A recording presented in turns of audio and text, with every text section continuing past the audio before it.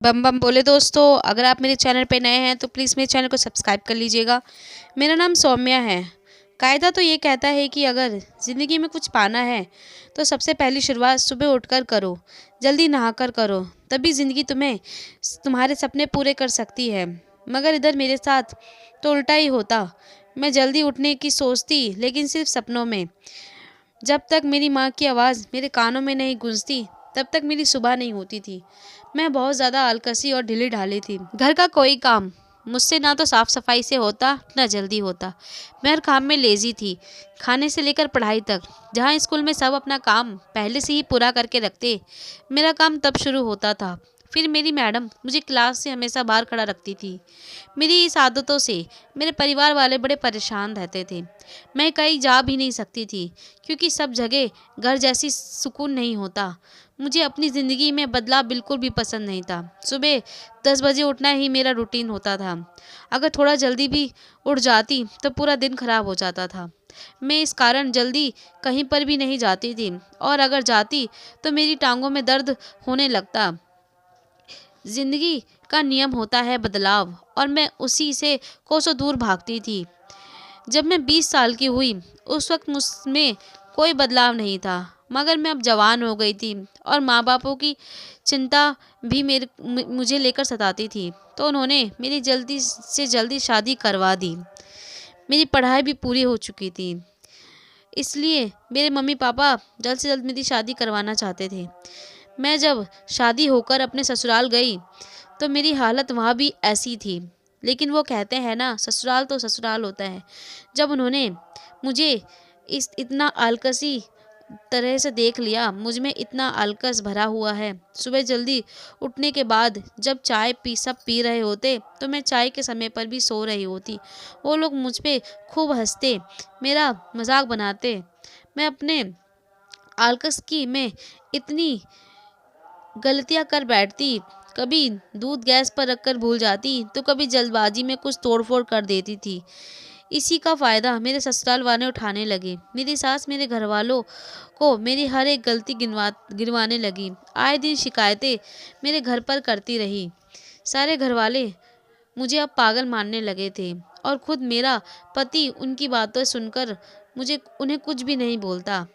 मेरे माँ पापा को आए दिन घर पर बुलाया जाता, उन्हें बेइज्जत किया जाने लगा।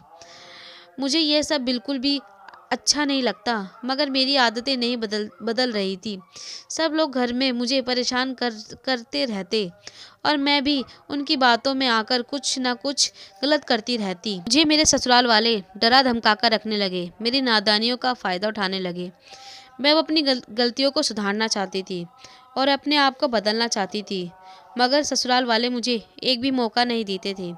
एक के बाद एक गलती मुझसे होती जाती। लेकिन वो कहते हैं ना, हर काम का अंत एक न एक दिन ज़रूर होता है। मैं जब लड़ाई झगड़े में अपने घर पर गई, तो मैंने सोच लिया था कि मैं अब अपने आप को पूरी तरह से बदलूंगी। मैं उनके जैसे नहीं, उनको अपने जैसे बनाऊंगी।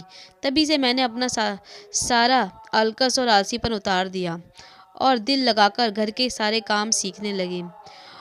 वहीं जो उन्होंने मेरे भोलेपन का फ़ायदा उठाया, मैं अब तेज़ तरार बन गई।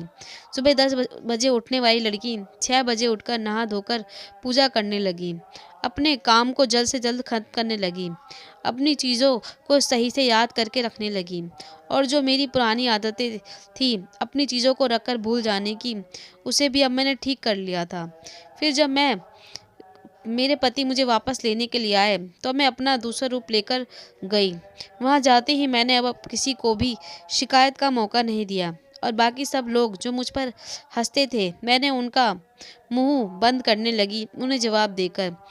जो कही मेरी सास जानकर मेरे घर वालों को फ़ोन करके बोलती, तो मैंने अपने घर पर भी साफ साफ कह दिया, अगर फ़ोन आए तो उठाना मत, बाकी सब मैं संभाल लूँगी। और वैसा ही होता गया। अब ना तो कोई मेरी शिकायत मेरे घर जाती है, ना मुझसे कोई गलती होती है। और जो कहीं जानबूझकर मुझे परेशान करते, तो उन्हें सबक भी सिखाती हूँ। अब मुझसे मेरे पति भी बहुत प्यार करते हैं, क्योंकि मैं उनकी उम्मीदों पर खड़ी उतरी हूँ। सब पतियों को यही चाहिए कि वो शादी के बाद पत्नी में हर गुण हो जो उनकी माँ में होते हैं, पर उन्हें कौन बताए कि पूरी ज़िंदगी बितानी पड़ती है, तब जाकर वह सर्वगुण संपन्न बनती हैं। कोई शादी के बाद आते ही परफेक्ट नहीं होता, उसे टाइम चाहिए होता है। साहसी अपनी बहू को घर में रमाती और बसाती है, कोई और नहीं। मैंने अपने आप से ही अपनी घर गृहस्थी संभाली है।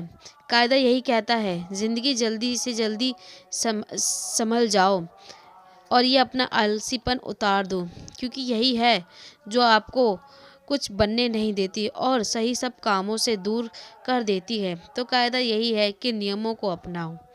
मैं अनीता आपसे विदा लेती हूँ, फिर मिलूंगी अगली कहानी में। धन्यवाद।